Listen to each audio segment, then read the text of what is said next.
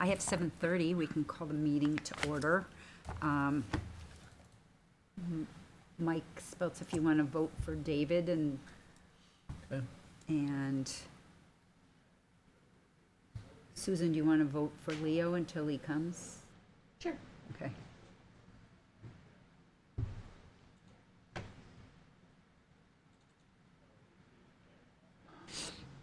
Okay, first up, 17 Delta.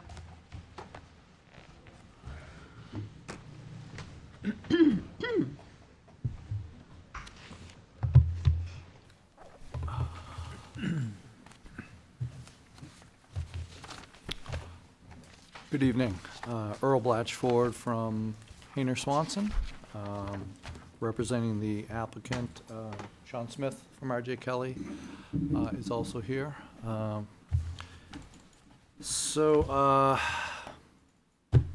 We met with you 2 weeks ago. We gave you our presentation of the project, and towards the end of that meeting, there was a question about the Little Cross Brook, Little Cross Marsh delineation and the setbacks that we were using. So, as requested, we contacted Gove Environmental, reached out to Brendan Quigley, who had done the original wetland delineations back in December of '23.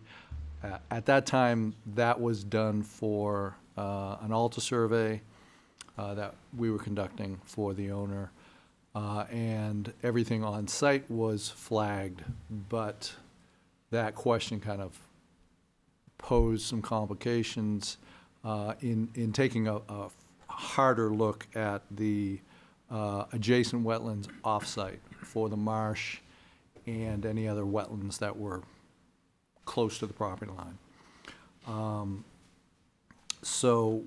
We asked them to do some additional flagging on the state property to the north, and the orientation of these exhibits are the same as the orientation of our site plan, so that the back of the property is the north end of the property. The south end of the property is at the road frontage at Delta Drive.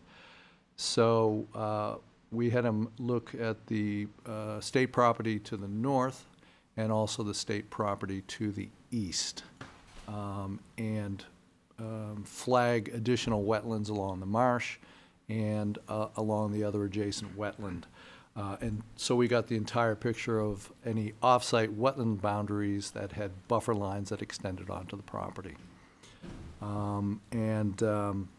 Brendan performed that work in the field last week. Our survey crews went out and located his additional flagging. Brendan has prepared a revised report, which we submitted, and you should have a copy of. And we've also presented or prepared these additional exhibits to present to you tonight, just to give you a better illustration of the wetland situation out there. So the first display is based on the town GIS database mapping. So it shows the subject property, and it shows areas to the north and to the east that are on the state-owned lands. So we asked Brendan to definitively define the limits of the marsh.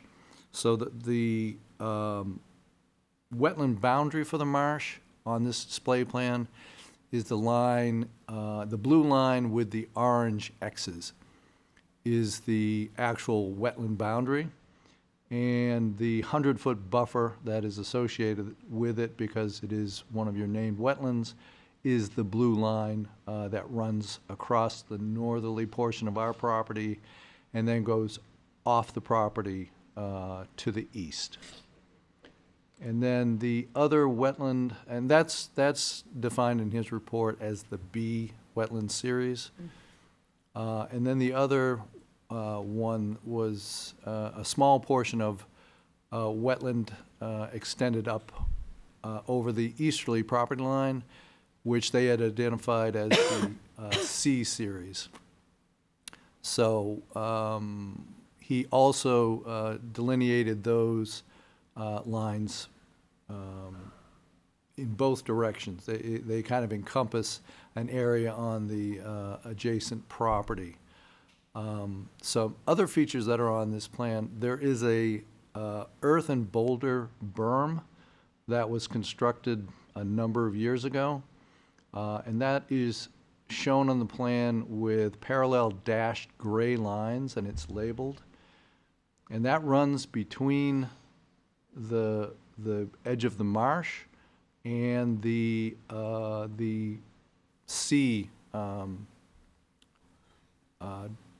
wetland boundary, which is on the other side.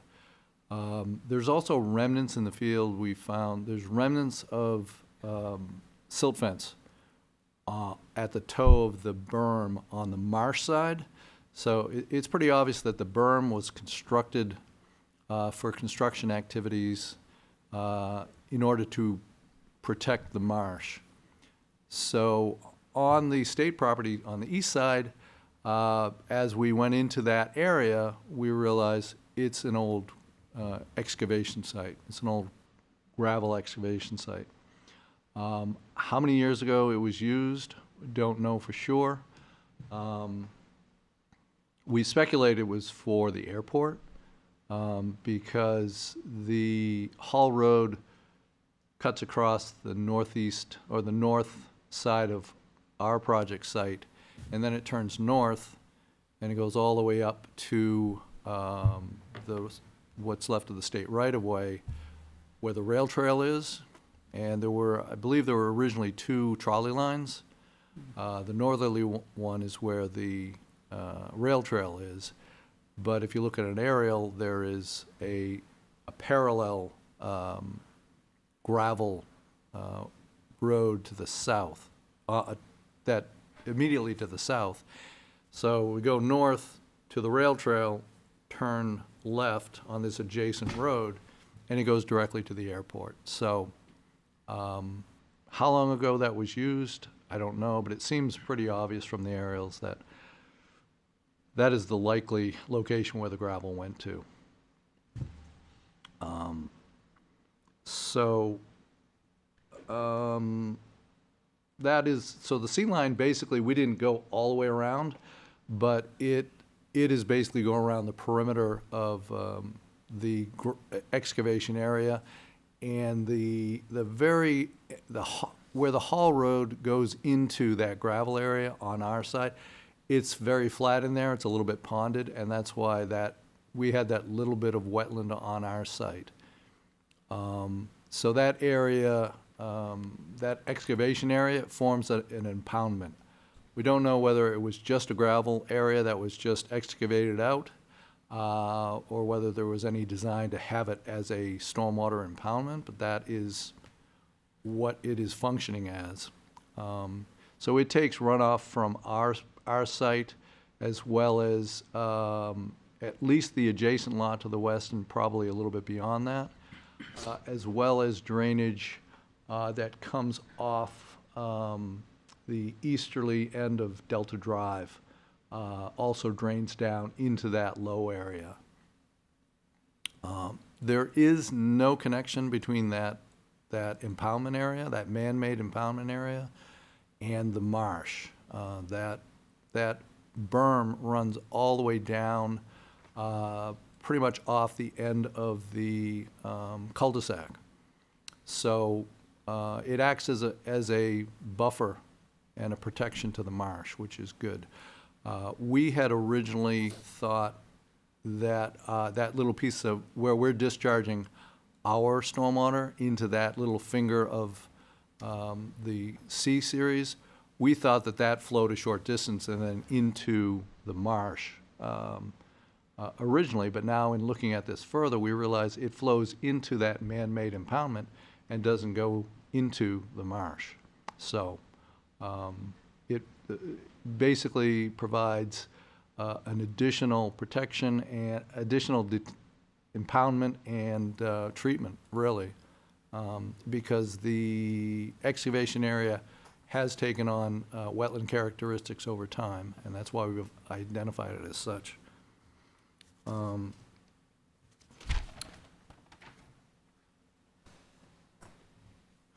If you can go to the next slide, Mike. So this is just an aerial version. It has the same information on it as the GIS plan. All the wetland boundaries, the buffer lines are all colored the same and labeled the same. And Mike, can you zoom in on the excavation area just next to the cul-de-sac? You can scroll up. So we picked this. This is from this aerial is from September of 2017, and as you can see, there's newer vegetation that is established, but you can also see all the rutting in that area, which makes it clear that that's what it was. It was an excavation area, and how long ago it was last used, we don't know that either. But the vegetation in there is much younger. And of course, from the time this photo was taken to today, it's another 8 years of growth. So it's kind of thick sucker growth in there. And there is some ponded water right now because it's been a wet spring. I would imagine that there are times of the year it dries out completely. But so that's what we've found out. Over the past 2 weeks, as far as the adjacent areas, and how they extend, how the buffers extend onto our site. So we have a clearer picture of everything from 2 weeks ago. So if you go to the next plan. So this is our existing conditions plan that we presented to you before, but we've got the adjusted wetland lines and buffer lines in those same colors on this plan. And then if you go to the next plan, this is our site grading plan. So we have recalculated the buffer impacts based on this new information. And we've divided it into two areas. The area that's shaded in yellow, which is the stormwater management area, the large stormwater management area in the back, is what is within the 100-foot marsh buffer area. And that area, the total of that buffer disturbance is 16,445 square feet.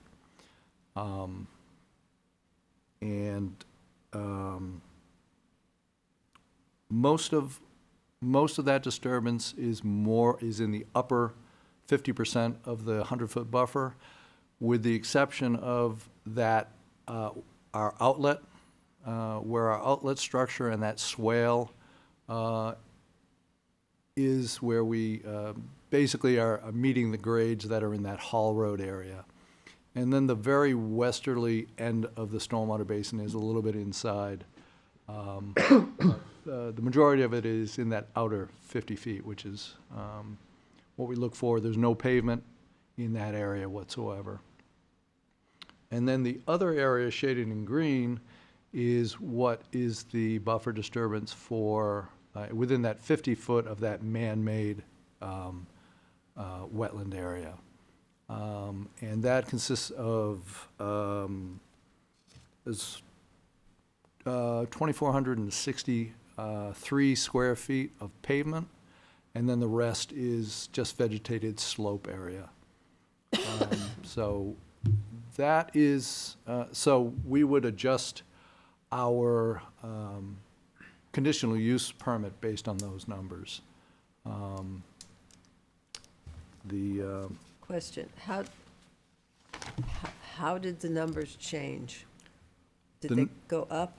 They went up because the area of buffer increased once we investigated off-site and figured out, and also adjusted there was a disconnect on my part on the 100-foot buffer. We had a portion, basically we were holding a 50-foot buffer to everything, and that was my error. Honestly, this is the first time I've worked adjacent to one of your named wetlands, so I think I'm just so used to the 50-foot buffer or no buffer that it just, it got by me. So I'll take the blame for that. So it's mainly that we went off-site, and some of the off-site wetland flagging, the buffer from those does project onto our site. And then the 100-foot, the difference between 50-foot and 100-foot buffers. So the buffer areas got bigger. That's basically, the buffer areas got bigger, so our encroachment into them got bigger. We didn't change, the design hasn't changed.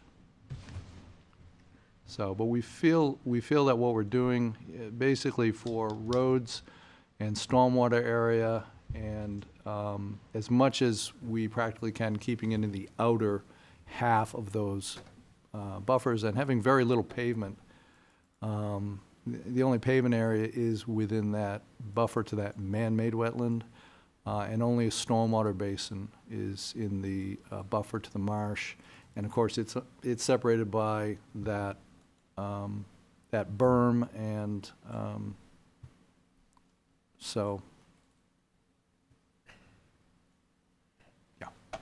Question, what percentage of that buffer, the increased buffer, is going to be revegetated, and, or how much is going to remain disturbed, I guess, whichever way you want to answer it? Yeah, I mean, it's, well, within stormwater basin, that is all vegetated, except there's a little bit of there's a gravel maintenance drive, which, a quick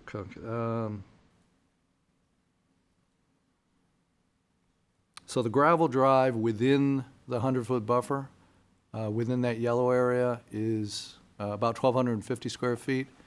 And then we've got some riprap, which is about 1,140 square feet within the yellow buffer disturbance area. Everything else is vegetated in there. And as I said, in the green area, about 41% of that is pavement, and the rest is going to be vegetated slope. So I would say about 90% of that buffer area is going to be revegetated. And Mike, you had asked before about maintenance of the, whether we're going to mow the basin or whatnot. Right. And as I said before, we're not. It'll be maintained. It'll be inspected for, and if there's any, woody growth that's starting to grow into the slopes, that'll be removed so it doesn't do any damage. But basically, that will just revegetate. And the basin is designed with a micro pool.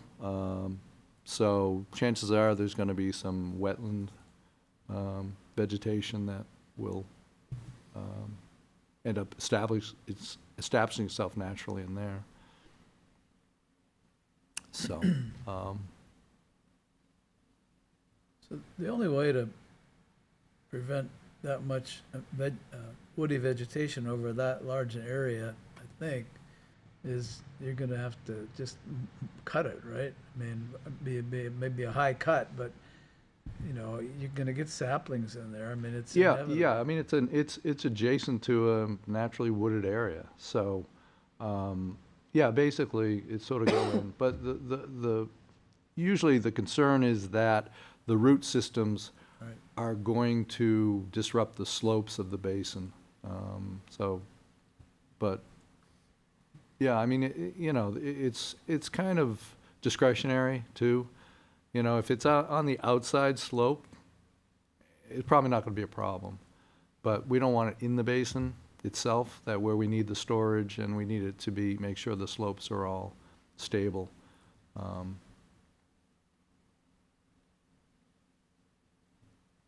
So, and I think one thing, as I said earlier in my presentation. One, I think,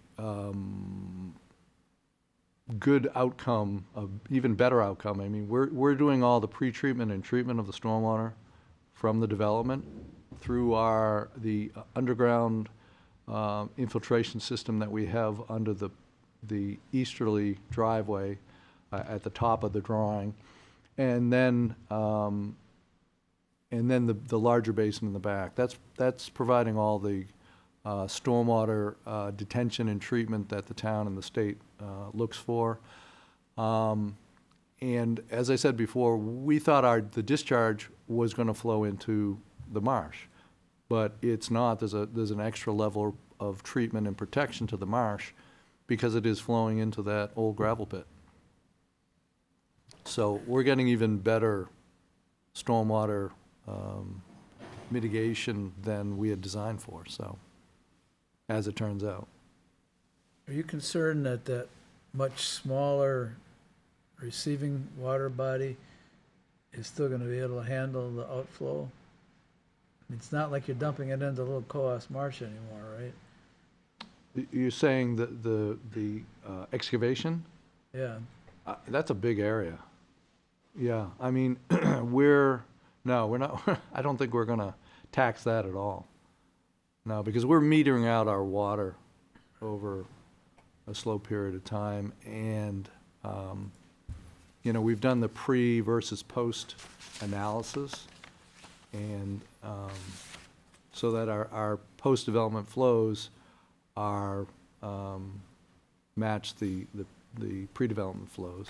So no, my guess is, I mean, I think there's a lot of excess capacity in that area. Because it's, we haven't measured it, but it's gotta be well over an acre in size. And, I don't think it's that big an area that's draining to it, so. Yeah, no, that's not a concern at all. so you're saying that, so basically there's sort of, everything goes into that detention pond, right? I mean, even the underground system that drains into the detention pond, right? Correct. All the roof area, all the pavement area, and the back slope area all goes into that large basin at the back of our site. So we're handling all of that. It looks like the very bottom of the, I think what you're calling a micro pond. Yeah. Why is it offset from where the invert is carrying the water through the pipe that goes on the west side of the building? Why isn't it closer to the bottom of the pond? Because you want the inlets to the pond to be removed a certain distance from the outlet. Because you want that water to circulate through the system. It functions better. If you don't do that, they basically refer to it as short circuiting. Right. Yeah. So, we pushed the westerly branch as far east as we could. And then, held the outlet structure on the westerly end.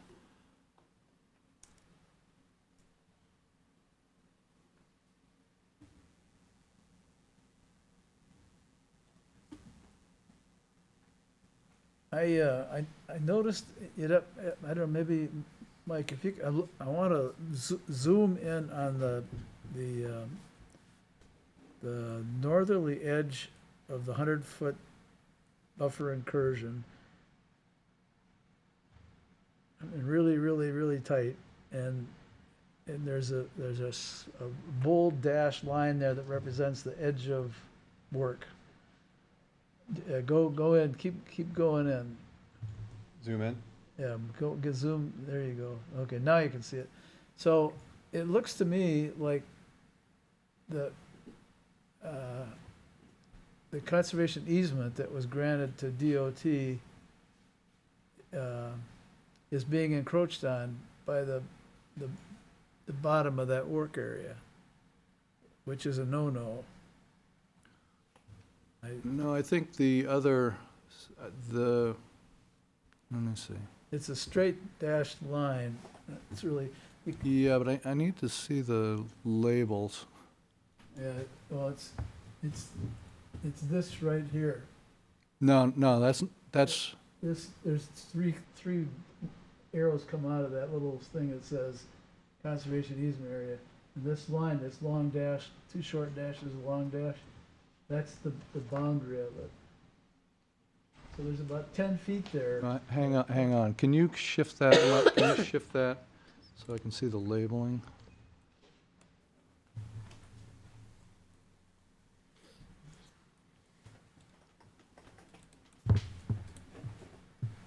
I think, A lot of lines. yeah, I mean, the grade, the bottom of the slope is right tight to that. I don't know whether they, It's colored yellow, meaning it was, impacted, right? yeah, it may have been,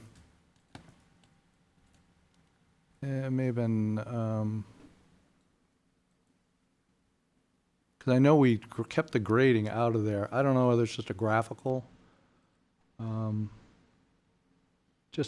difference. We can look at that. And we do encroach in with the outlet structure, and that's allowed in the conservation easement. Right. But I'll have to look at that, because I did the grading on that and made sure that it stayed out of the conservation easement area. So I don't know whether they're just the graphical representation is just a little bit overlapped. We usually put the limit of work line kind of, where we have tree lines, limit of work lines, and grade lines. We try to separate them a little bit just graphically, so you can read things. But we basically were going back to the easement line, but not encroaching except with the with that stormwater outlet, the outlet pipe. Right.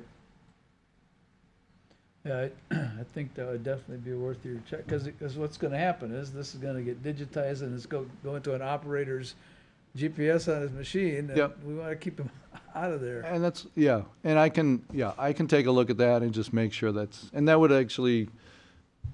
adjust that number a little bit down. That's 16,445. We just tighten that up I'll just work with our CAD guy to make sure that, that buffer disturbance line follows the toe of the slope accurately. Are there going to be signs put along that conservation easement border? Yes. Yeah, the normal signage. 'Cause you've got easement signs and then buffer signs, so they're two different signs.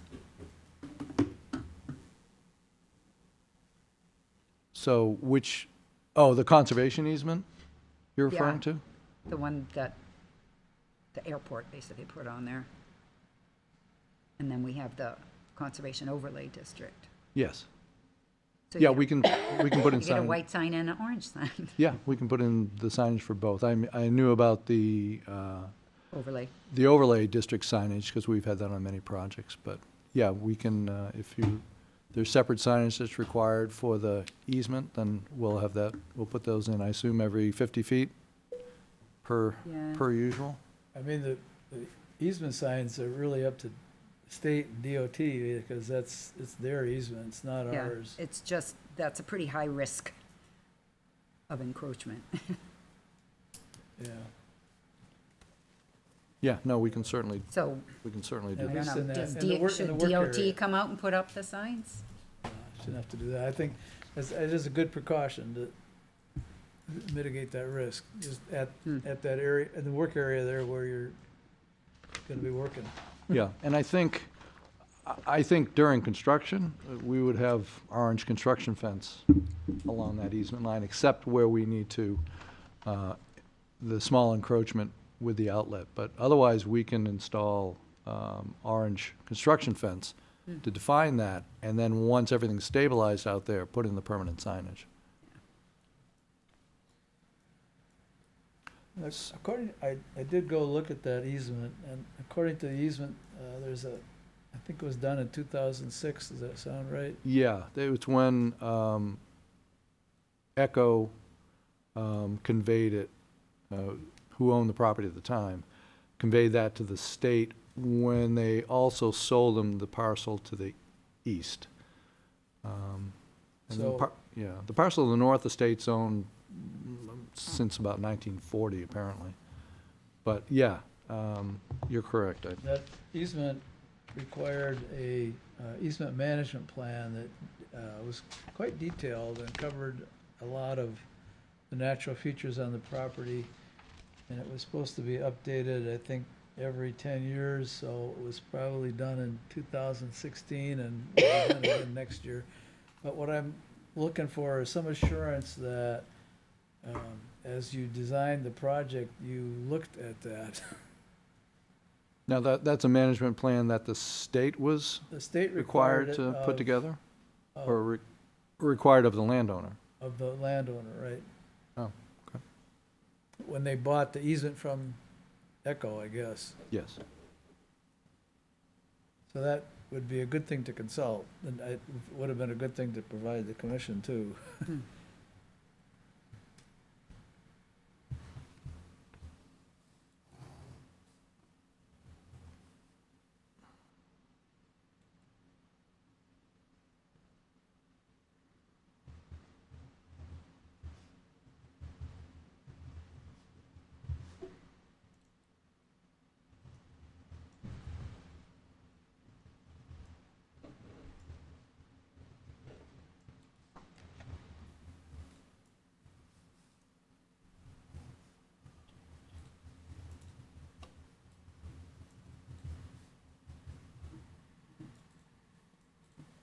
Have you had, I think you said you had some consultations already with Fish and Game, Yes.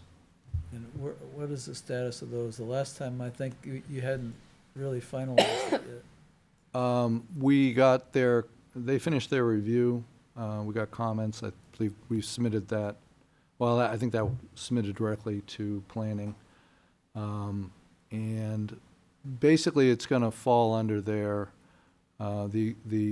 existing agreement between the town and Fish and Game, because we're in that airport area within the agreement. So we'll pay a mitigation fee to Fish and Game. I think it's 2 cents per square foot of disturbed area. So this site falls under that agreement. And then they have the right to come in and, 30 days prior to the start of construction, they can come in and Map rabbits. if they find any rabbits, they'll relocate them. So, yeah, so they finished their review a little while ago. Probably going on 2 months ago.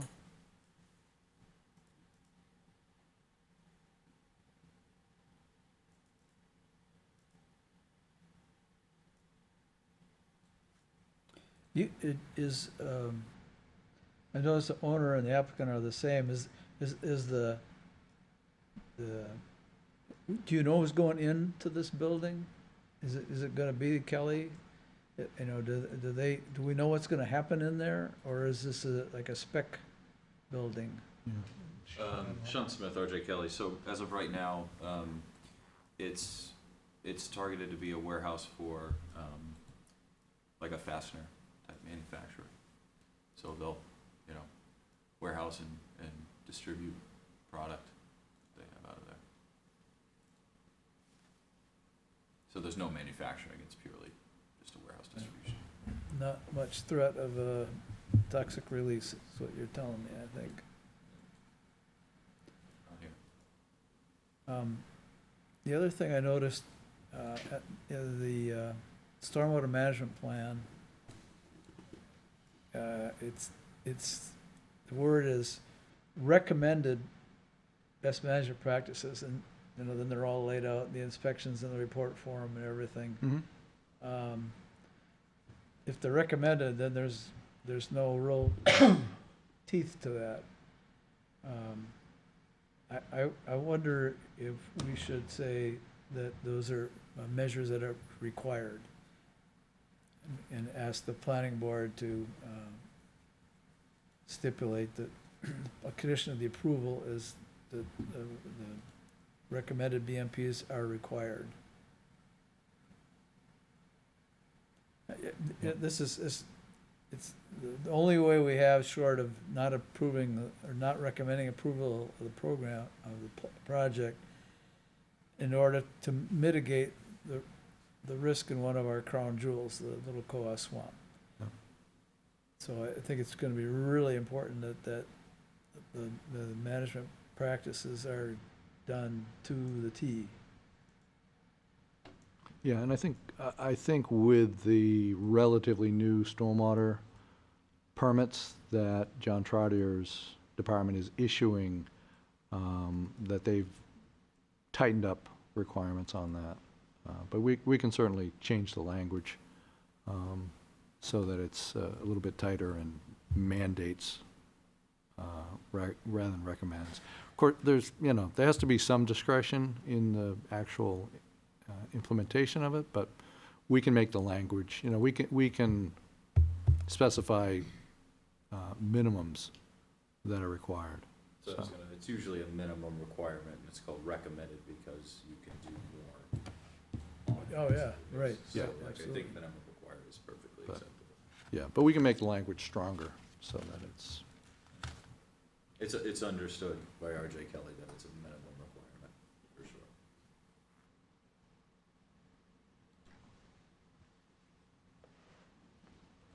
Anybody else? So this is a CUP application, am I correct? Conditional use permit. conditional use permit for buffer disturbance, yes. All right, so our recommendation would be subject to signs to mark the conservation easement and the overlay district, to consult the easement document for the management requirements, and have the minimum requirement listed in the best management practices. And then I think I would add, confirm that the disturbance on the north side of the treatment swale does not encroach on the state's conservation easement. Actually, probably the stormwater basin, Yeah, sorry. yeah. Yeah, SMA 1. Hopefully you can just blame your CAD guy for that, but. I'm gonna, no, I will double check it.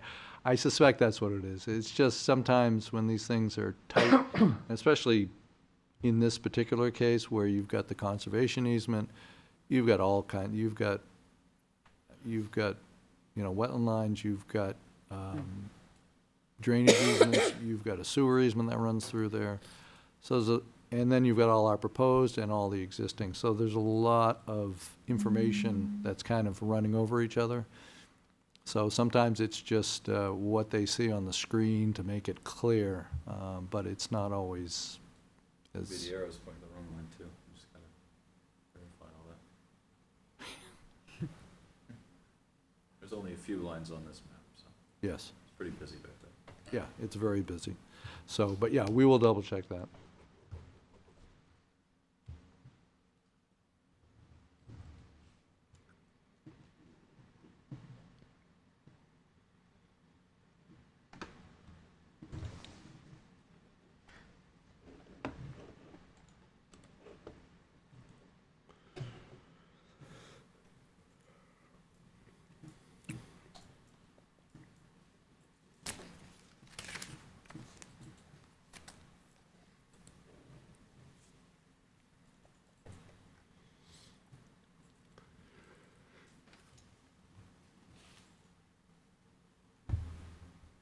Think we're good? Okay, well, thank you for your time. Thank you. Appreciate it.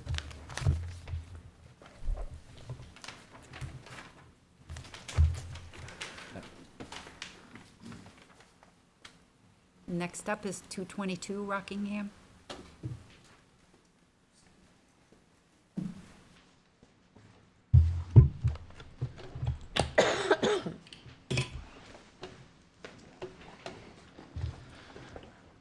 Good evening.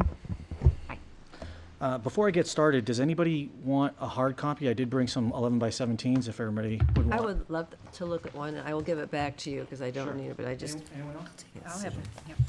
I have enough for everybody, so. Sometimes it's easier to just look at paper, you know? Tell me Hear about ya. it. The older your eyes get, the easier it is. Thank you. Sure. Thanks. Thanks.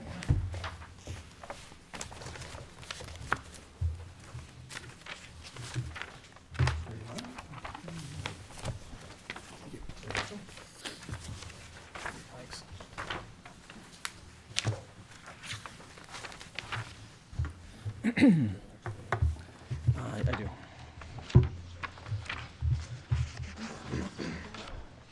So good evening. For the record, my name is Doug McGuire. I'm with the Dubay Group, and I'm here with John Norton to my right, who's the owner of the property and representing Dark Horse Investments LLC.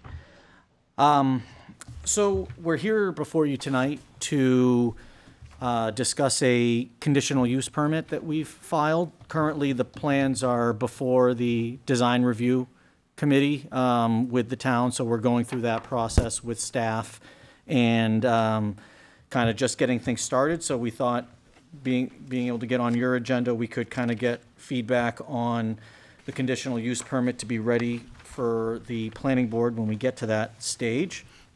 So this is located at 222 Rockingham Road. The property is 8.4-ish acres, and with access off of Rockingham Road. There are a couple wetland fingers that came into the property that bisected the large area of upland in the back. So we kind of tried to work within that in our development strategy. I think the best way to kind of see the development is our site overview graphic, the color graphic on sheet 4. That shows kind of what we're proposing, and we overlaid that on a high-resolution drone aerial that we did as part of our survey. And then, so what we have here is we have 4 buildings. These are proposed to be residential buildings. Each building is a total of 12 units. So it's a 3-story building, and each floor has 4 units. And the nice part about this, we're kind of excited, it's a different product than anything really in Londonderry has seen, because obviously we have the townhouses, we have garden style that you see at the 4A development. What you have here is a product that the 4 units, every unit is essentially a corner unit in the building. And so you have a central corridor, and you have at least 2 sides where you're not sharing anything. And then a few of them, because of the corridor, you're not sharing any walls with your neighbors for a few of those units. So each building is 4 units per floor, 12 units per building. So we're showing 48 residential units here through the 4 buildings. We have our access coming in and parking areas along the buildings. As you can see, we kind of worked our way around that wetland system. There's a wetland finger that comes up right in the middle there, and so we kind of worked our way around that. I think the buildings leave a fair amount of green space in there, and for a development that's on Rockingham Road, it's really tucked in pretty nicely into that green space, especially when you get out behind that wetland finger, because of course all of that vegetation, including in the buffer, is all intended to stay. We're not cutting any of that. So we'll have some nice green space buffering in that area. Drainage is handled through one pond system that we have to the left of the building in the back there. You can see it's kind of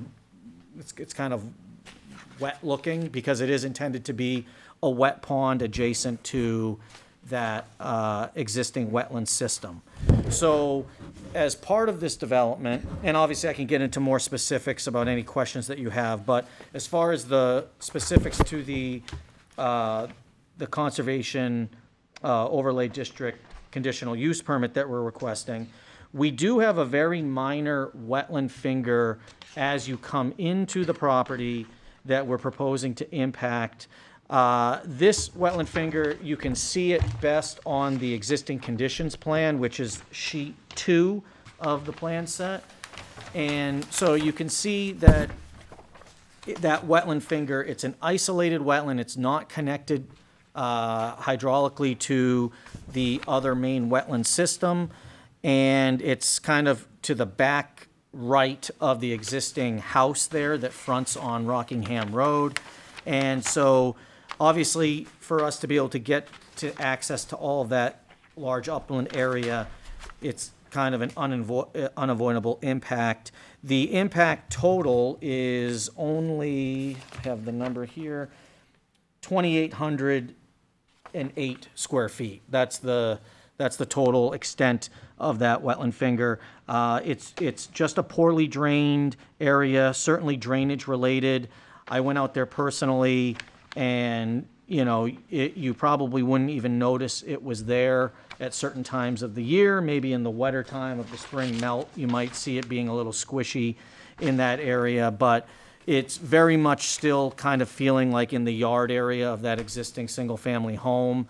And so we felt that it would be a reasonable impact to propose, just to be able to get to all that upland area that that we have back there, and then while preserving all the other wetlands, no further impacts on the property, and preserving the vast majority, almost the entirety of the 50-foot buffer. The only areas that we're proposing are some very minor temporary impacts, just for some associated grading with drainage and some of the access. The total square footage of the buffer impacts is even less than the wetland at 2,357 square feet.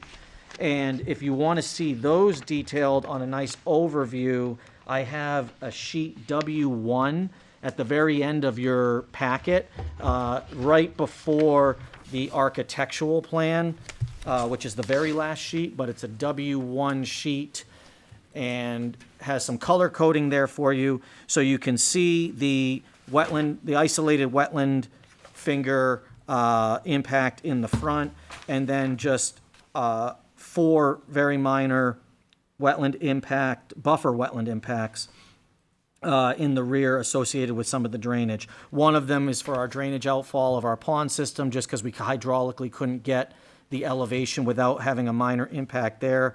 And then a couple of our side slopes, which are all 3-to-1 vegetated side slopes. We have a couple minor impacts there.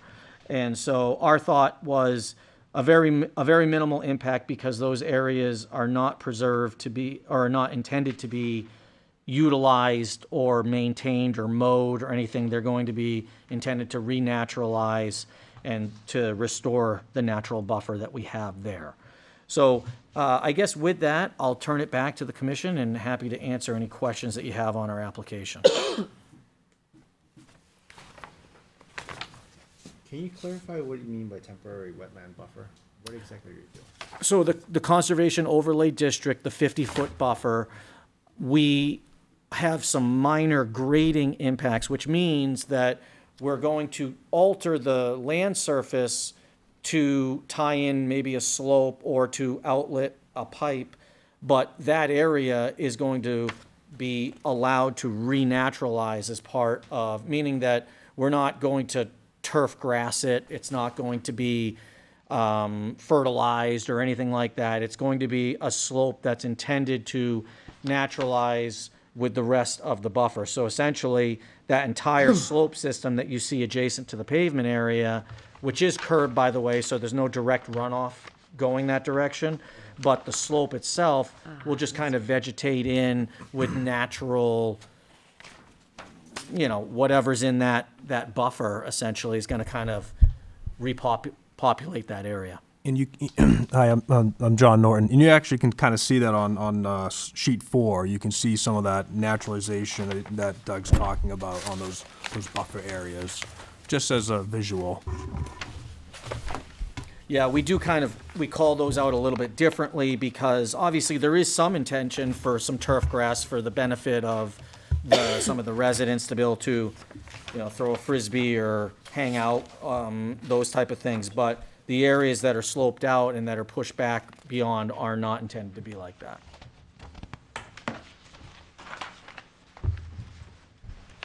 So on the visualization, so the left, this is grass, and then what's right outside that? So, say that again? So on this Yeah. graphic one, I'm assuming the solid green, light green color is grass, and then there's some stuff north of that? That's the natural. Yeah, I mean, so you can kind of see where we kind of have like what looks like a little bit of like messy looking grass. And that's the intent, that a lot of that area, like the entire pond system that you see, that whole area is going to be allowed to naturalize. And they'll still maintain it on a annual basis just to make sure that we don't have like large trees growing in and stuff like that. But it won't be something that's turf. It'll be more natural.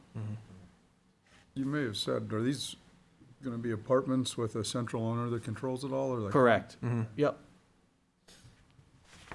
On the unit that's to the left of the picture, it looks very close in the back. How far is that scruffy grass from the walls of and there's room for the mowers and? Yeah, I mean, I think, again, our artist rendering is intended to be as accurate as it can be, but I think realistically, if you look at the landscaping plan, we had areas, Couldn't find it. What page is that on? that's sheet 11. Thank you. So we do have some sloped areas to allow to naturalize. I think you're right, that one building, we should probably extend the turf grass maybe a little bit more, just to have some area around that back of the building, because we're not right up immediately on the 50-foot buffer in that area. So we do have some opportunity to maybe let the turf grass go a little bit more. I think our landscape architect was just kind of going around the perimeter there. And the intent is that those outer perimeters are going to be naturalized. But I think if we're going to be exact, I should push it out a little bit. It gets crowded, and people. I agree People are with you. people, Yeah. let's put it that way. And we do have the signage. I should have mentioned this. We have your conservation overlay buffer signage, and that is going to be placed all along the buffers, around that center perimeter buffer, as well as around the units where there's setbacks. So we'll have that signage that you guys like to see surrounding those areas. Does that show on the plan anywhere? It does, yeah. We call them out they're shown, I think, on basically every plan. They're on the landscape plan, maybe not called out physically, but I think we call them out physically on, yeah, we do. We call them out on the site plan, which is like sheet 5 and 6.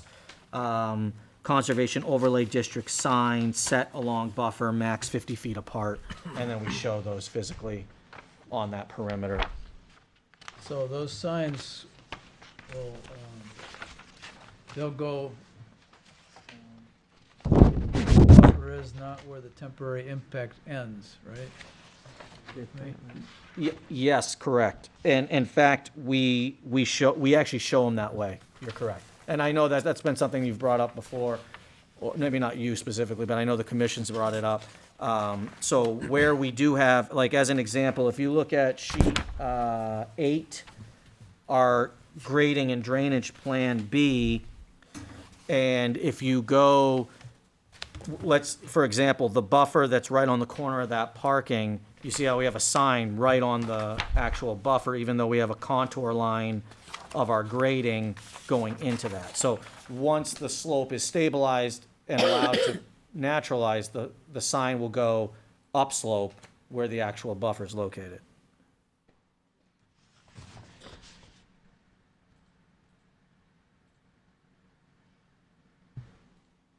Who's going to be managing this, and will they be taking care of the plantings? Will they hire somebody? I've just gotten involved in a situation about managing plants, and they die. So, you know, certain things have certain lifespans, and then there may be a bad winter and kills them off. Will there be somebody to come in? It's a beautiful plant. It's a nice plant. It looks very generous with plantings, so I'd hate to see it Yeah, well, I mean, obviously, there's, behind. as you may be aware, I mean, there's landscape bonding that has to go in place just to make sure we actually get good growth right out of the gate with the site plan. The landscaping plan is binding. It's actually one of the documents that the planning board physically signs with their signature because they recognize that that's an important piece of the plan. It will be managed by a third-party professional landscaping company like that will do the grounds maintenance. So they'll do the mowings, they'll maintain the plantings, shape bushes, you know, all of that to maintain the right product. So yeah, that is the intent, that it would be maintained by the owner. The owner of the property will hire a, you know, landscape company to handle that.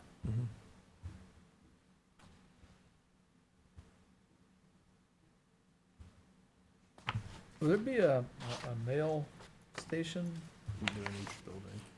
That's, yes, the mail kiosks are actually inside the first, like, right when you come in the door of the building, they're on that first floor, so there's a little, like, common airlock type situation right when you come in, and so that's where the mail is. So there's not an external mail kiosk. So each building has its own. Correct. Yeah.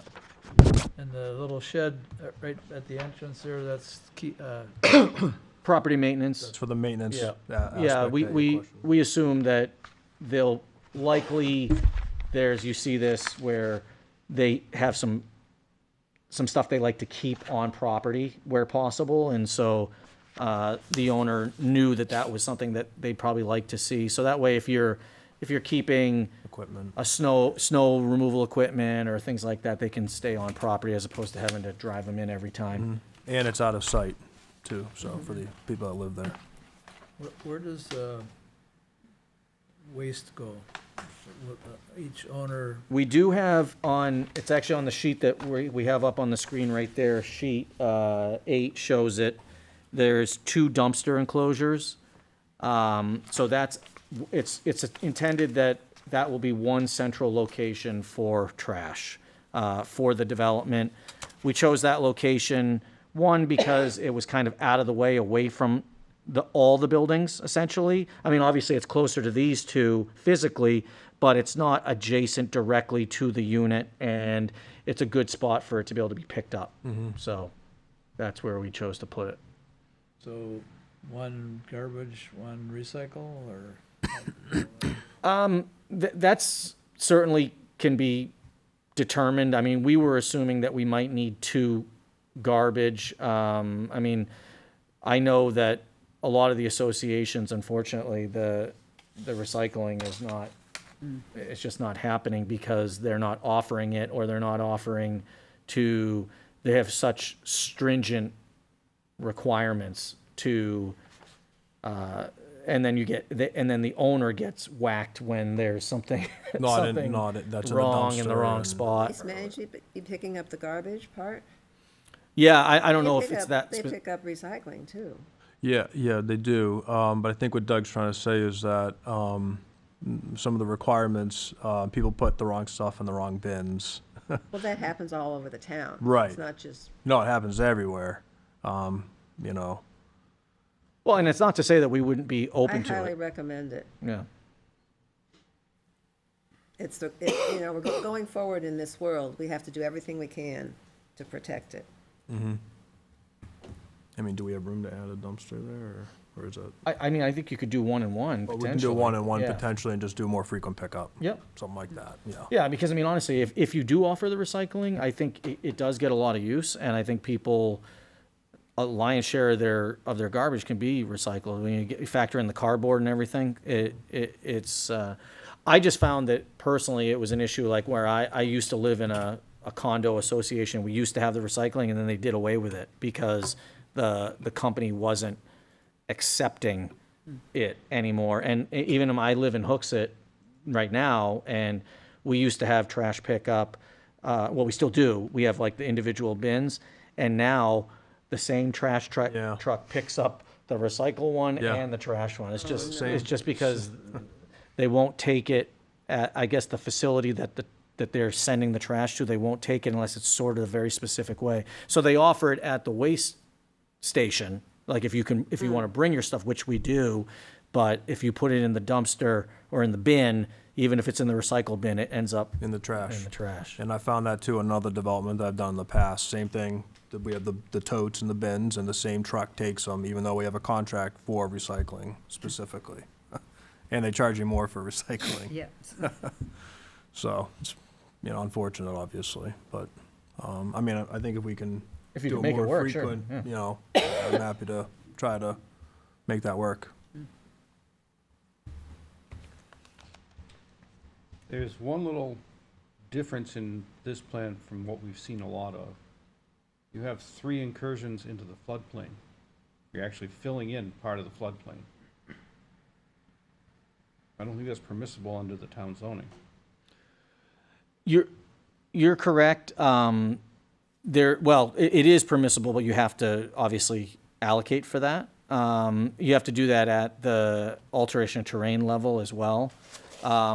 We didn't bring a graphic specifically for that, but we are aware of it. And actually, where we are very minorly encroaching, we are actually giving back a little on that lower right-hand side, like below building D. There's actually some opportunity to enhance it there. So what we're gonna show, at least for the AOT submission, was that, we have a net zero on that. The good news is that the site is so flat that the encroachment that you're seeing, it's not, you're not filling 2 feet of the floodplain, you're filling the last 3 inches of the top of the 100-year floodplain. So it's not that hard to offset that differential to maintain that. So, but you're right, it is something that we're factoring in.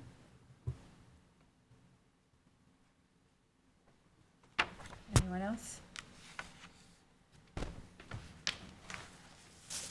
So, do we have any specifics that we are requesting? I think we want to recommend that they ensure that they provide a recycling facility to the residents.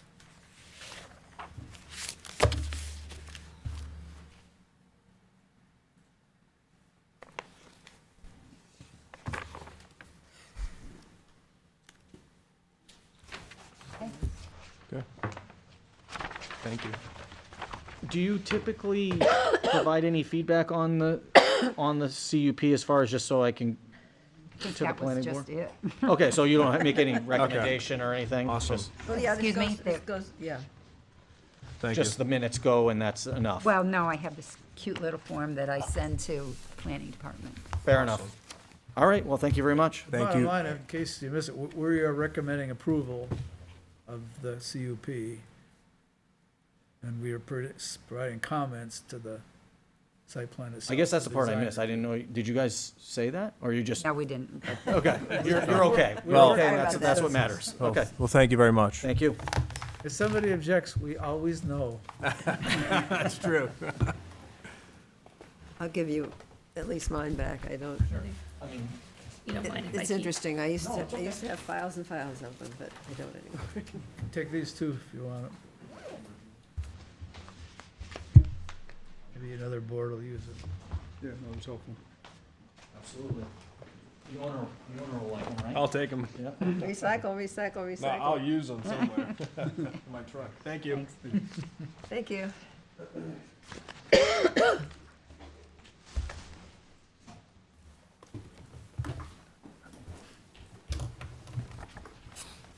Who's next? 295.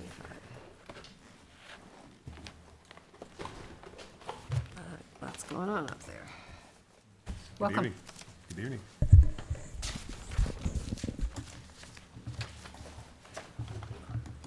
Hi, good evening, everybody. For the record, my name is Paul Chisholm. I'm an engineer with Keach Nordstrom Associates. We're the engineers and surveyors of record for the project. I am joined by Mr. Dean Navaroli. Dean is one of the managing members of Page Rock LLC, who is the owner of the property. The property is located at 295 Rockingham Road. Mike, if I could get you to go to sheet. I think the best sheet to look at for right now is number 4 of 19, which is the grading and drainage plan. This kind of gives a good overview of the project area here, and I will zoom back out in a moment to talk about existing conditions, but really what the ask is as we move forward. It's a 12-unit townhouse development. These buildings are basically identical but mirrored, so it's 2 identical building styles. Each unit has 3 bedrooms, garage space, there's obviously guest parking, a dumpster area, fire turnaround, mailbox area, all the things you would typically see associated with this style of development. If I could now turn your attention back to page 2, I will zoom you out a little bit. This is the property. It's located right at the intersection of Page Road and Rockingham Road. The property is just under 8 acres in total area. You can see that there's a number of wetlands that kind of come through the property. Some of them are smaller pockets that are really just poorly drained areas. There is a larger wetland that bisects the property really on kind of the westerly edge of it. That wetland drains from north to south. As you're looking at the sheet, that's from left to right.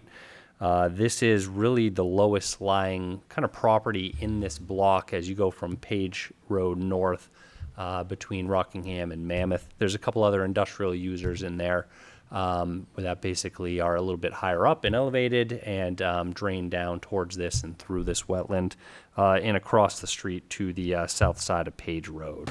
The area that we are really developing is limited on this. It's about really on the kind of the right half of what you see where there's the wetland pocket on the easterly side of the property. That's 9,006 square feet. We are staying out of that, as well as the bigger kind of chunk in the middle that's 19,383 square feet.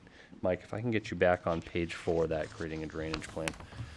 So you can see those 2 wetlands are really shown on the top left side of the screen, and then that larger wetland that, as I mentioned, is really kind of a drainage way or stormwater pathway for this block area is on the bottom edge of the screen and the sheet here. The property basically will be elevated up from Page Road. There is a little bit of a cut that is associated with this through the middle of the property, but all in all, it's a really gently sloping development. There's not a lot of side slopes like you've seen on some of the other applications before you tonight. The stormwater area is quite shallow. In total, the wetland buffer impact on this particular project is 2,931 square feet.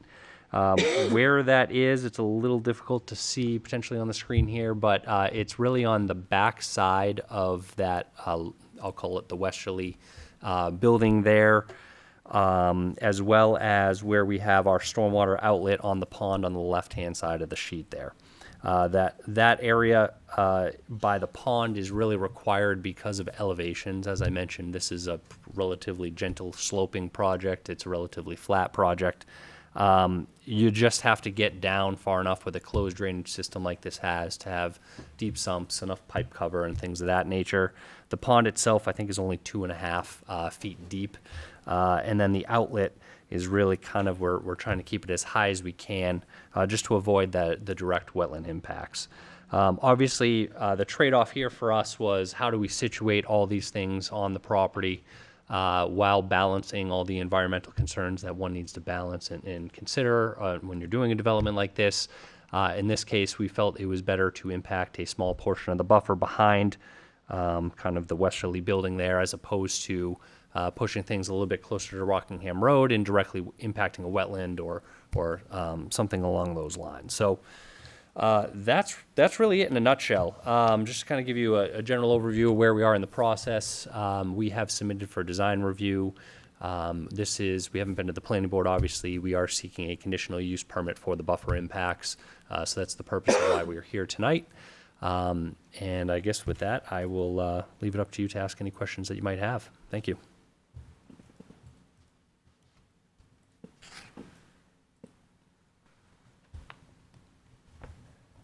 Is there a page of how high these patio decks are on the back of the units? How high they are? Yes. So the patios will actually be, some of them are decks, some of them are patios. Okay. So, Specifically the ones that are getting the close. buffer? Yeah, yep, I gotcha. That should be on sheet 3, which they're patios on the building that have the buffer impacts. They are decks on the other building. Certainly, I suppose we could swap that. In my mind, I felt like there was less of a grading impact when we had the patio, because it does, if you have a deck, then you kind of have to have maneuvering room behind that deck, which pushes a little bit further into the wooded area. So that's why we went with the patio on these buildings. What, are they 12 by 12 also? Oh, they are 12 by 12, yes. Yep, both the decks and the patios are 12 by 12, yep. That's pretty tight back there, same as I said to the other gentleman. yeah, it's not just tight, but Well, I just know what people do, they get Right. frustrated. because if you're letting it reestablish as a wetland, and you're going right up to the patio, I don't think anyone wants grass right next to their patio. Yeah, I think that area is going to be grassed. Okay, because it Yes. says it's gonna be Because that's within the revegetated. buffer, which does not allow turf. Yeah, it says it's gonna be revegetated according to this. proposal. So yeah, the area that's going to be regrown in there, if you will, is kind of over in the stormwater impact area. The intent behind these buildings is to have a little bit of maneuverability around the patios and. There isn't. There isn't. You've actually got the buffer line going through the patios. Yeah, and it says temporary. So you're gonna have to put the buffer signs in the middle of somebody's patio. Yep. No, I understand. I guess that should probably not be considered a temporary impact in that location. That's really more of a permanent impact in the buffer. Yep. But It doesn't matter if it's a permanent impact or not, the buffer is measured from the edge of wetland. It doesn't matter if you are working in the upper part of it, you still have that same length of buffer all the way up to here. This is still the edge of the buffer, right there. Yes. Yep. So this sign is gonna have to be right there, in the middle of that person's patio. And they're not gonna be able to have turf around it. 'Cause So- turf is not allowed within the 50-foot buffer. Okay, understood. So yeah, again, our intent, I guess, is really, it may be labeled as a temporary, but the idea there is permanent. So, It doesn't matter. It's Yep. still you can't put turf within 50 feet of the buffer. There's no way to like scooch this whole thing. no, they've Towards- already done that. yeah, I think, again, what our goal was in this was really to avoid direct wetland impacts with buffer impacts. That to us felt like the less impactful option, if you will, on that. And then, we do intend on basically placing those placards along the buffer that will remain. In this case, it does obviously meander a little bit, and I understand what you're saying with those comments. I think we could also reduce some of the depths of those a little bit to, again, it's about an 18-foot width from the back wall of the building to where that tree line is proposed. We could certainly reduce that width a little bit, as well as take a look at driveway length. In this case, we have about 24 feet, so I think we could cut that down a couple feet as well to kind of get us further away from it.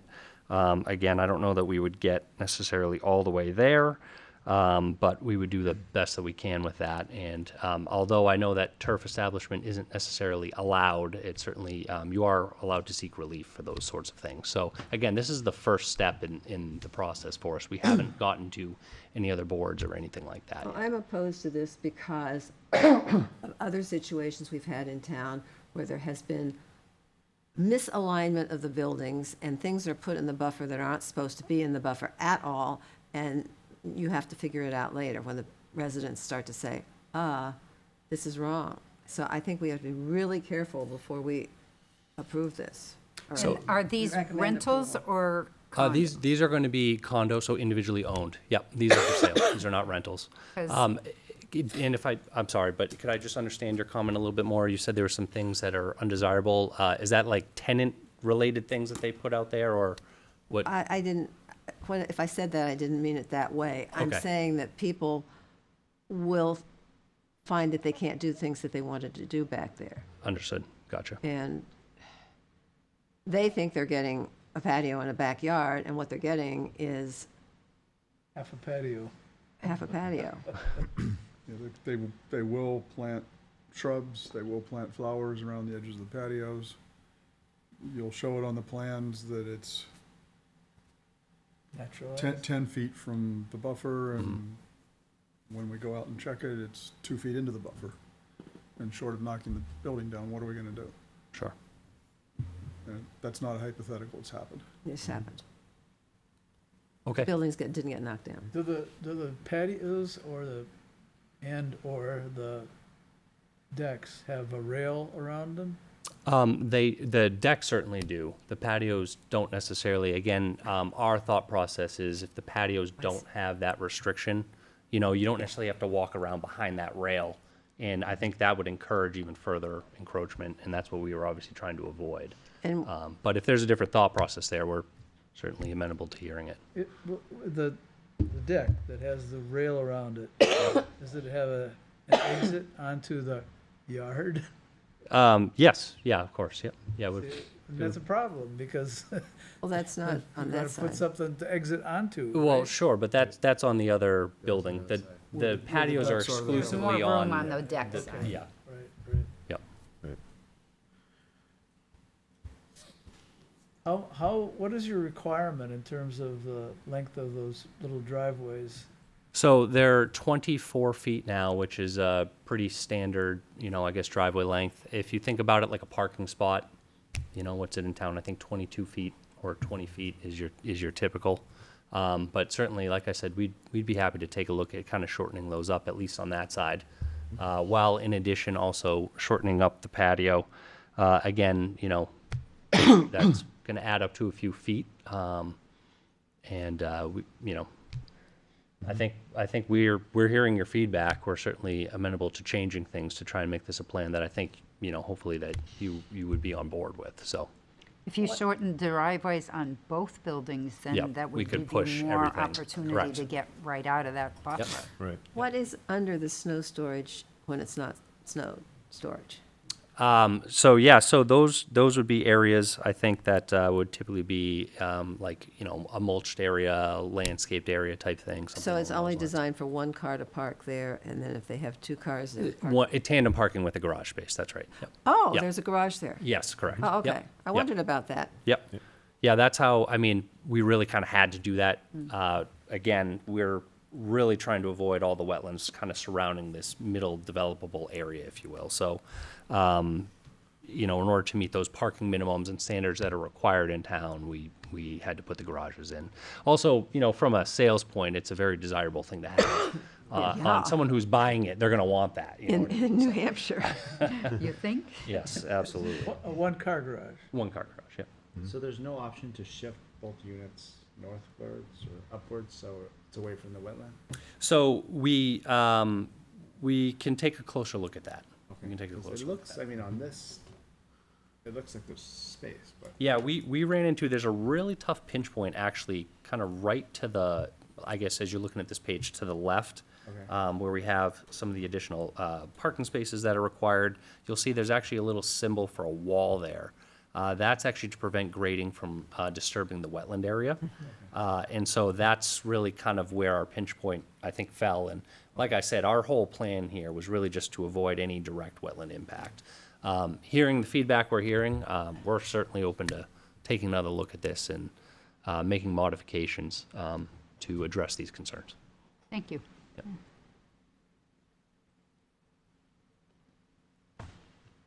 Are you providing more than the required spaces for parking? I don't believe so, but let me check.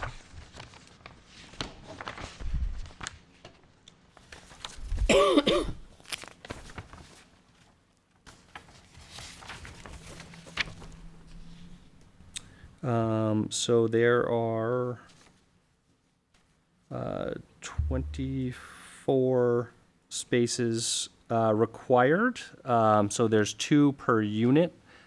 We do have 9 additional spaces, and those are the ones. So the 2 spaces that are required are really the driveway space and the garage space.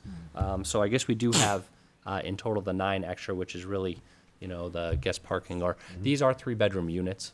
So I know it doesn't really matter in terms of the Londonderry Code.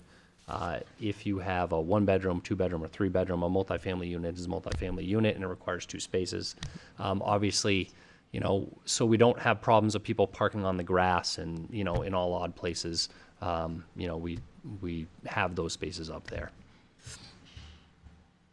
I think there's a difference, in my opinion, between the minimum code and kind of what passes the sniff test, if you will, and so that's what our goal was with that. Do you have landscape plans at all?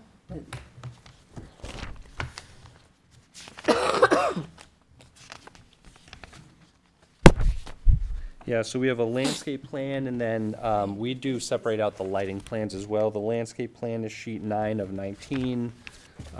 The lighting plan is the next sheet, 10 of 19. Typically, I know a lot of. We have 23 pages. Yeah. Yep. Oh, okay. This, I might have a little out of date thing here, but yeah, it's sheet. It should still be sheet 9, and then also 10. What did I find here? There's some trees now. I'm getting 9, 10, and 11, maybe 9 and 10. Okay, 10 is landscaping. But there's no plant list that I can. No, So the it might be on 11.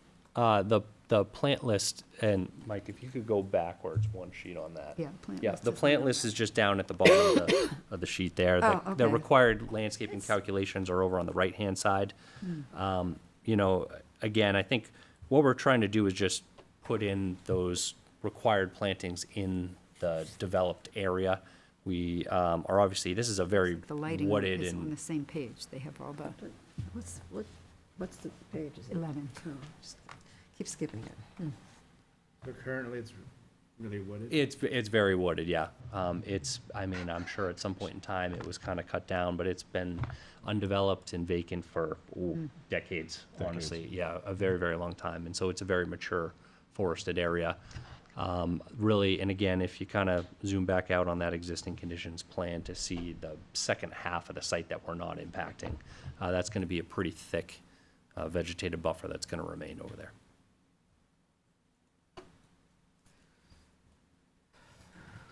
I don't want to beat a dead horse, but Sure. the way the conditional use permit works is you can ask for certain uses in the buffer. Mhm. Among those uses is not a deck or grass. So even if we wanted to leave the decks where they are, or the patios, sorry, and wanted to throw the grass down, we can't. We don't have the authority to do that. Correct. What we have to recommend is that you get those out of there, but beyond that, I think we want to see the whole thing moved up to the north and Sure. west, more west, I guess. So that we not only get the prohibited things out of the buffer, but also lead us not into temptation. Sure. I heard you loud and clear on the concern. We are more than willing to modify this plan come back, present it to you with how we've modified it before you really send anything further to the planning board. Thank you. Like I said, this is early on in the process. We're coming here to get this feedback. Obviously, this is the concern with this property because of the number of wetlands and the shape of them, how everything's situated. Really, any development that's going to take place on here, it's going to run into these same issues, and so we'll do the best we can to, make the modifications to address all of those concerns. Thank you. So, Mike, I don't know what that means for timing or anything. I will obviously coordinate with you on that and revising a plan and coming back here when we're ready to do so. On this one. Okay? Great, thank Okay. you. All right, thank you very much. I appreciate the feedback. Thank you. Isn't it down here? It just says one label. You can give it a little curve. I think I, Yep. I mean, I make it big, and then I can't find anything. And I make it little, and I can't see it. Okay, yeah, I can't read it. so, I'm happy to move on to the next project. you're- We're here for both, so. Okay. I figured as much. Yeah, they are right next door. Two separate projects, two separate properties, common ownership. It's Page Rock LLC who also owns that. Not sure if I need to for the record, but again, Paul Chisholm with Keach Nordstrom. This is a very, very similar style development. You'll see it's actually, if you look at page 4, which is the residential site plan, you'll see that that's really the same exact building. And architecturally, it's the same in terms of 3 bedrooms, townhouse style, that same driveway, same garage setup, driveway lengths, all that stuff. This one's before you for a conditional use permit. This is truly temporary buffer impacts only. The area that is being impacted is all the way on the top right-hand side, the northeast corner of the property. It's a 1,335 square foot impact area. We have kept all development, all the stormwater ponding area, treatment area, all of that stuff out of the buffer completely. That wetland that runs along the east side of this property is that same wetland, that's that drainage path that I was mentioning in the previous project that was on the westerly property side. So this particular parcel is just up the street on Page Road. So Rockingham Road, if you're looking at this plan, is over to the right. Obviously Mammoth Road you can see on the left hand at the westerly side. There is a little bit of a roadside, I would presume drainage ditch that's kind of formed into a wetland between Page Road and the developed area as well. We've avoided that with the driveway location. That driveway location actually works well to meet all DPW standards in terms of site distance, distance away from the intersection, all those types of concerns. The pond itself is completely out of the buffer area, as I mentioned. That only area that we are in is just a matter of elevation. We have to have things down certain elevations to provide the necessary stormwater treatment and all of those things. And so the buffer area is strictly for the pond outlet. And it's, we would obviously, outlet that higher if we could, but it's just, there's only so much you can do with the grades that exist out there. This site does have a little bit more of a slope to it than the other one. Obviously, it kind of slopes from the west side to the east side. If I can turn your attention to page 5, which is the grading and drainage plan, that's the next sheet in the set. You'll just get a better picture for kind of what we're doing with the grading there. The pinch point for us, and I'm sorry, are you guys looking at PDFs, by the way? So page numbers, when I'm speaking to page numbers, Yeah, it doesn't match. no, that's right. Yeah, the PDF reader will tell you a different number. The sheet number I'm referring to for both of these, and sorry for the confusion. I should have said this earlier, but Yep. That's down in the very bottom right-hand corner of the Got title it. block. The additional sheets that are part of that PDF set have to do with the condominium plans that are required and associated with this again. So again, it's going to be that same, condo style, for sale, individual owned unit here as well. This, like I mentioned, this is the CUP application for this, and just looking at how we've kind of got the development perched up kind of on the higher level. It slopes down at a 3-to-1 slope back to the stormwater area. You can see the buffer is actually avoided in all cases. in this, except for that stormwater pond outlet, which really there's not much we can do about that, just based on an elevation basis. So with that, I'd be happy to turn it over to you folks for questions. Did you say these are the same building as on the other? Correct, yep. No Poor patios or devils decks. don't get decks and patios? We may add those in, but luckily in this case, they're nowhere near the buffer. So as of right now, no, that's correct. I don't think decks are actually a possibility here because decks are, typically considered part of a structure. There are certain setbacks that are we want to avoid here for the structure setbacks, just to avoid variances and things like that. So this one does have a little bit more area for kind of a yard area, if you will, behind the units. Certainly, probably the northerly building more so than the southerly building, but at the moment. Kind of point to an easy solution to the problem Yeah, on the right. other plan. Yep, absolutely. It does. I hear you. I'm torn on that, truthfully, because I think if you have a designated area, it's at least people. I think they'll stay in there if they can. I don't think they mean to necessarily just advance into the buffer and do those things. Obviously, in this particular case, we're not going to have that same issue, so it's a little bit different. But to your point, people do what people do, right? And so, however we can best prevent that, that's obviously important. In this case, there's just not that limitation like there is on the other one. Will this be in association, will this parcel and the adjoining parcel form a common? No, two total. So each one will have its own homeowners association. These are two totally separate projects in terms of that. There's no ownership, no connection, no shared utilities, no nothing, other than really that it's, they're very similar looking. They're going to be the same feel. Obviously, probably done around the same time, that kind of thing. But there's absolutely no connection from one to the other in terms of legality at the end of the day.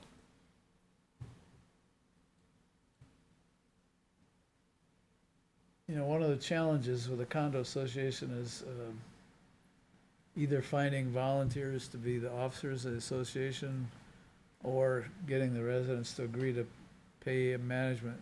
You still need officers, their job is a lot easier. Sure. So these are relatively small numbers of people. So, I would be concerned that, it's not that your problem, you're gonna sell them and move on, but, how do we make sure that they, keep the property up, that it doesn't become an eyesore, that, the snow gets plowed and Sure. Yeah. What's typical with this is there's going to be condo bylaws, condo documents that are prepared as part of the project. We're not there yet. We haven't gotten that far. But typically, a couple items that are placed in that are provisions for snow removal, provisions for trash pickup, recycling pickup, all that stuff. Also landscaping. Those are really a couple of the bigger, housekeeping items. Obviously, they do have to consider maintenance of the buildings and, the pavement maintenance and all, upkeep of the drainage system and all that stuff too. But those are typically the contracts that are doled out at the end of the day pursuant to those condo docs. So our intent is to put all of that in there so that there are provisions for that and really kind of give whoever is running it that's kind of their guidelines or kind of how they have to run it. That's how it's going to be set up. So that's the intent here on this. And even though it's obviously smaller numbers, if you will, like you mentioned, that potentially just means less people to disagree, I suppose. The challenge you get into is when the building needs roof and two people are out of work. Yep. And they just say, no, I can't do it. Then you got a mess. And that's another, not hypothetical, it happens. Yep, and I would think, typically townhouses of this size, I don't know how others are typically set up, but I would always recommend that, whoever is actually in that building and shares that roof those 6 owners, those 4 owners, they're responsible for it, right? Again, there should be some monetary thing in those documents that sets aside for those, rainy days, so to speak. But just because the development's only 12 units, typically that's a per building thing. So, the size of the development doesn't necessarily scare me personally from that angle, I guess.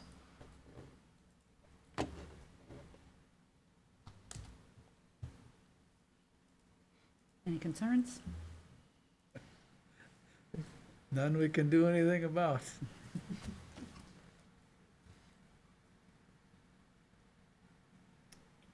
So do we just recommend approval? Yes, I think so. Well, with the caveat that those patios in the buffer. Well, that's the other one, yeah. And again, we're gonna come back to you with a different plan on that. We'll take a much closer look at that. Yeah. We heard you loud and clear, so. So, did you hear her say that we were gonna recommend approval? Oh, yes, I did, Spoke yes, I a did little- get that, She yes, spoke yeah. quietly. Yeah, no, you didn't sneak that one by me.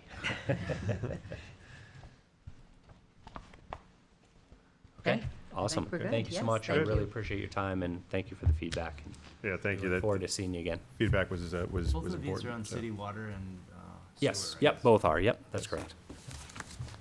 Good. Okay. Have a great Thank evening, you. everybody. Thank you, everyone. Thank you. Well, I don't see anyone for public comment. Early and late. You're welcome. Um,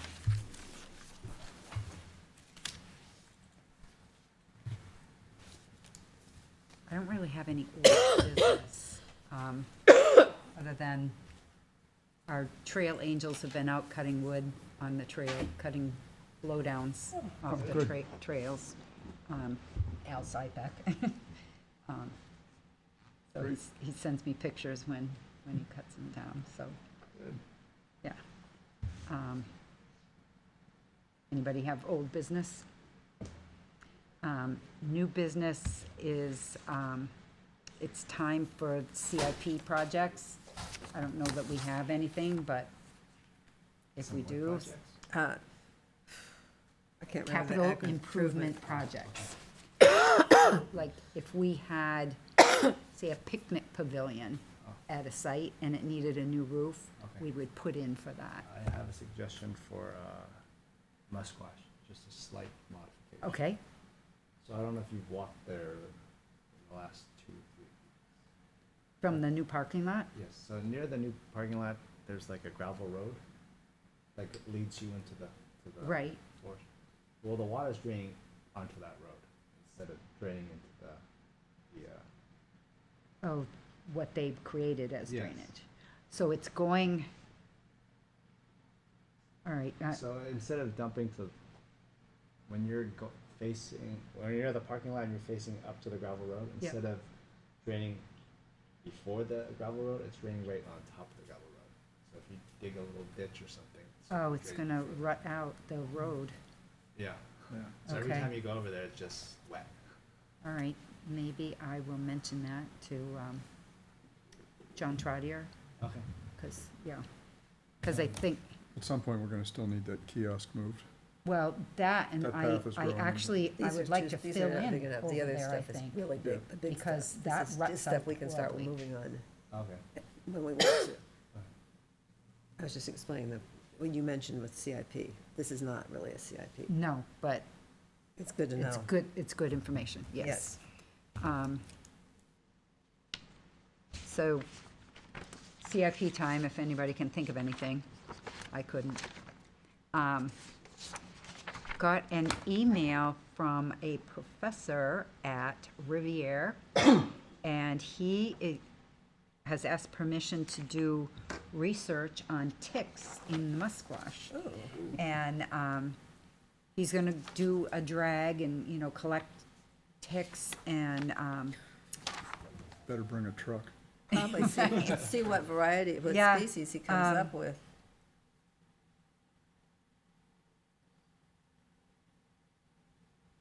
I'm trying to see if he told me what he was looking. He's studying how environmental variables influence the microbial communities of blackleg ticks, the primary vector for Lyme disease.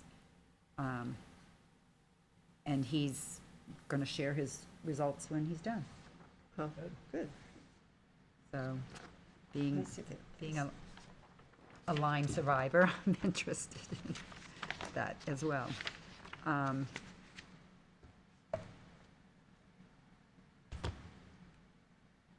And I don't really think I have anything else.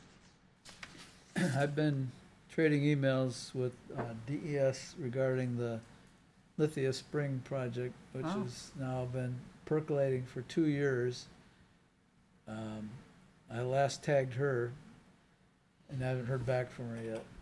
Is this So, regarding the Causeway? causeway? Yes. Right. So I don't have any firm guidance for us, but I can confirm that as of about a week ago, the coordination between DES, the Historical Division, and the Army Corps is still not complete after 2 years. And we've kind of gently raised the point that maybe this is, I didn't know it we was should just motorized. I let didn't know to do that. live. Oh, the screen moved? I turned it back on and it Yeah, move it just went back. Cool. Was something I said, Mike? Must have been. So, it's not like we're holding it up. No, So they know that we're not holding it up. right. There's also an issue with cost. We budgeted 26,000, which to do certain tasks that we're obligated to do under the terms of the grant agreement. What they are asking for, I believe, is gonna be well in excess of that. Mm. So there's another negotiation to be had with them if we can ever get a hold of them. And if So we're are they go gonna forward with this. do the actual work? Oh, no, we have to sub that out? So Okay. maybe that's a CIP Well, I think we, expense. The CIP has to be a minimum of $100,000. Oh, okay. well, and it's also for the years 2026 to 2031. So Gotcha. based on prioritizing, I don't think we'd make the cut. We also need to, do the parking lot down there and make the trail. Yeah. I don't know. Weren't we, someone was gonna investigate the feasibility of putting the parking lot on the other side? Yeah, John Trotter and I went down and looked at the place and came up with a conceptual design. He thought he would be able to get back to me, but he never has, so if you're gonna talk to John about the hydrology of the musquash, Mm. you might as well talk to him about that too. And then I think it'll be up to us to, if we can't get some volunteers to make the trail, then we're gonna have to just, find a commercial trail Trail maker. builder. And I still have a sign in my garage that L-Chip gave us that needs A home. And we also had I believe, the content, we wanted to put on a historical sign. Right, have the content to do both of those. And those people, I haven't tried for a while, I confess, but they just never got back to me. I don't even know if, I guess there is, I've read his name in the newspaper, so I guess he is chair of it, but he doesn't answer his emails.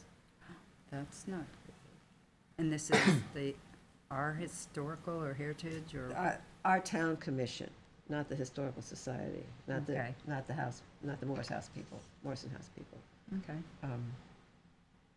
But we had thought, but they don't really have a budget to speak of, and they have to ask town hall for money. So to ask them to ask for a donation, I don't know, Well, but I feel like it would be nice if they could do something to put their name on the whole project too. right, Since it's do a historical. team effort, Yeah, a little. Yeah.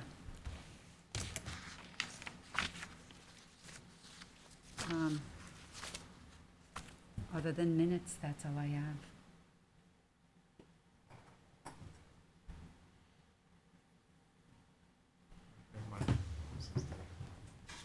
Oh, you took pictures? Yeah.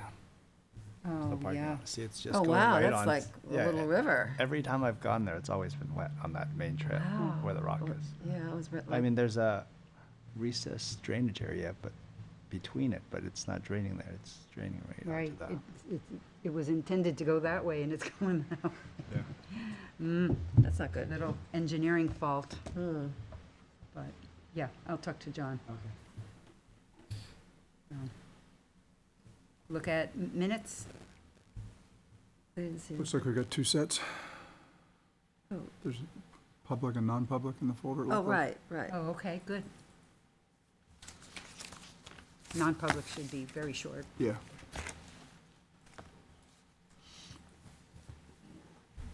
I have no issues with the I public, didn't see anything in either one.